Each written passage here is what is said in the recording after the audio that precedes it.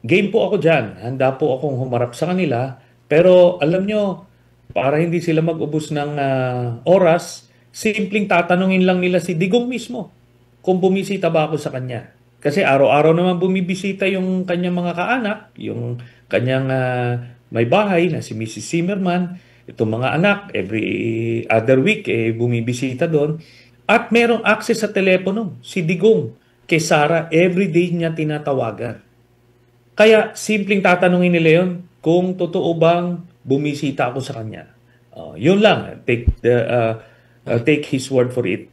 Ngayon, sabihin ko na rin categorically na hindi po ako naitalaga to conduct a welfare check sa kanya. At ito po yan, ay isa sa polisiya ng ICC Detention Center ay hindi ka papapasukin kung hindi ka papayagan nung detainee. Kung ayaw ni Digong mabisita ng kahit sino man, kahit kamag-anak na niya hindi papapasukin yung tao na yun. Ganun po kahigpit ang patakaran doon sa ICC Detention Center.